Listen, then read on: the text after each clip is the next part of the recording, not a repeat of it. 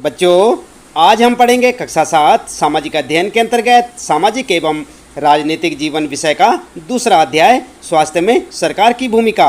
हम आपको बताएंगे बच्चों इस पाठ से संबंधित प्रश्नों के उत्तर। आपने पूरा पाठ पढ़ा होगा तो आपको दिखाई दिया होगा कि पाठ के अंत में कुछ प्रश्न आपको पूछे गए हैं, उनके उत्तर आप किस प्रकार से लिखेंगे। चलिए देखते हैं। पहला प्रश्न है, इस अध्याय में आपने पढ़ा है कि स्वास्थ्य में सिर्फ बीमारी की बात नहीं की जा सकती। संविधान के लिए एक अंश को यहाँ पढ़िए और अपने शब्दों में समझाइए कि जीवन का स्तर और सार्वजनिक स्वास्थ्य के क्या मायने होंगे। संविधान का एक महत्वपूर्ण हिस्सा यह कहता है कि पोषाहार स्तर और जीवन स्तर को ऊंचा करने तथा लोक स्वास्थ्य का सुधार करने का राज्य का कर्तव्य है। तो आपने पढ़ाइए।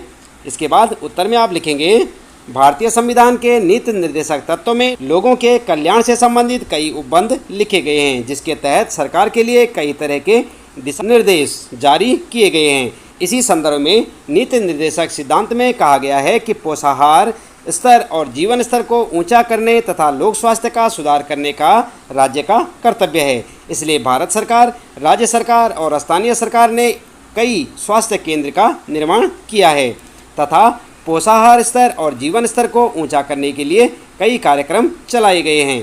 तो इस प्रकार से आप लिख सकते हैं अपने इस पहले प्रश्न का उत्तर। दूसरा प्रश्न है, सबके लिए स्वास्थ्य की सुविधाएं उपलब्ध कराने के लिए सरकार कौन कौन से कदम उठा सकती है, चर्चा कीजिए। तो यहाँ पर आप उत्तर लिखेंगे, सबके लिए स्वास्थ्य की सुविधाएं उपलब्ध कराने के लिए सरकार निम्न कदम उठा सकती है। नंबर 1, स्वास्थ्य केंद्रों या चिकित्सा केंद्रों में वृद्धि करके। नंबर 2, सरकार स्वास्थ्य की सुविधाओं में वृद्धि के लिए अपने बजट में वृद्धि करे। नंबर 3, सरकार द्वारा प्रदूषण नियंत्रण कानून लाकर प्रदूषण में कमी लाया जा सकता है और वायु प्रदूषण, जल प्रदूषण, ध्वनि प्रदूषण स्वास्थ्य के लिए काफ़ी हानिकारक होता है। चौथा पॉइंट लिखेंगे, पीने के लिए स्वच्छ जल लोगों को उपलब्ध करवाकर। तो इस प्रकार से आप अपने इस दूसरे प्रश्न का उत्तर यहाँ से लिख सकते हैं। अगला प्रश्न है बच्चों, तीसरा प्रश्न आपको अपने इलाके में उपलब्ध सार्वजनिक और निजी स्वास्थ्य सेवाओं में क्या क्या अंतर देखने को मिलते हैं। नीचे दी गई तालिका को भरते हुए इनकी तुलना कीजिए और अंतर बताइए। तो यहाँ पर आप ध्यान दें, यहाँ पर क्या लिखा है, सुविधा, निजी और सार्वजनिक। यहाँ पर लिखा है सेवाओं का मूल्य और सेवाओं की उपलब्धता, और यहाँ पर आप अपने क्षेत्र के हिसाब से इन्हें भर सकते हैं। चलिए उत्तर में आप किस तरह से लिख सकते हैं यहाँ पर देख लेते हैं। जैसे कि यहाँ पर तालिका में दिया हुआ है, सुविधा में आप देख सकते हैं सेवाओं का मूल्य देख सकते हैं और सेवाओं की उपलब्धता। इसी प्रकार से आप अपने उत्तर में एक टेबल बनाएं जैसे यहाँ पर बनी हुई है। और यहाँ पर जो है सबसे पहले आप देखें निजी में, यहाँ पर आप लिखेंगे निजी अस्पतालों में सेवाओं का मूल्य काफ़ी अधिक होता है। निजी अस्पतालों में बेड चार्ज, डॉक्टरों की फीस, जाँच परीक्षण फीस आदि के रूप में काफ़ी पैसे लिए जाते हैं। और यहाँ पर सेवाओं की उपलब्धता में लिखेंगे, निजी अस्पतालों में अपने रोगियों के लिए सभी तरह की सुविधाएं आसानी से उपलब्ध कराई जाती हैं। आगे लिखेंगे सार्वजनिक में, तो सार्वजनिक अस्पतालों में रोगियों का इलाज मुफ्त में किया जाता है या बहुत कम पैसे लिए जाते हैं। साथ ही सेवाओं की उपलब्धता में यहाँ पर लिखेंगे आप, सार्वजनिक अस्पतालों में रोगियों की लंबी लंबी कतारें होती हैं और कोई भी सेवा आसानी से उपलब्ध नहीं हो पाती।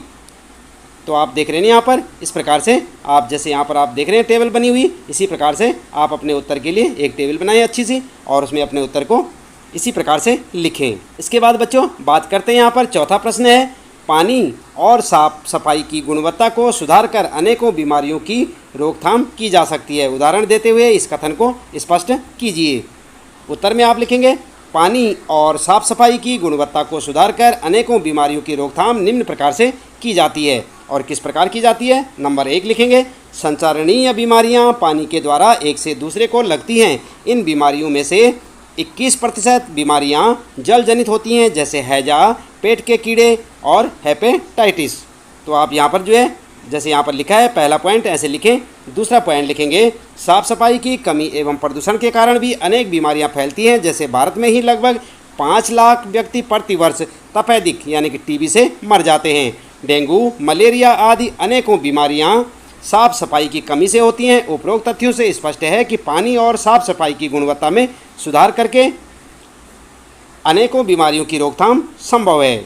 ठीक है, तो इस प्रकार से आप अपने इन सारे प्रश्नों के उत्तर लिख सकते हैं बच्चों। इसके साथ ही इस पाठ से संबंधित प्रश्नों के उत्तर समाप्त होते हैं। उम्मीद है कि आपको अच्छे से समझ आए होंगे। इसी प्रकार लगातार सामाजिक अध्ययन के अंतर्गत सभी पाठों के प्रश्न उत्तर देखने के लिए आप चैनल को सब्सक्राइब करें, बेल आइकन भी दबा दें ताकि आपको आने वाली प्रत्येक पाठ की वीडियो की नोटिफिकेशन मिलती रहे। मिलते हैं फिर अगले पाठ में कुछ नए प्रश्न उत्तरों के साथ।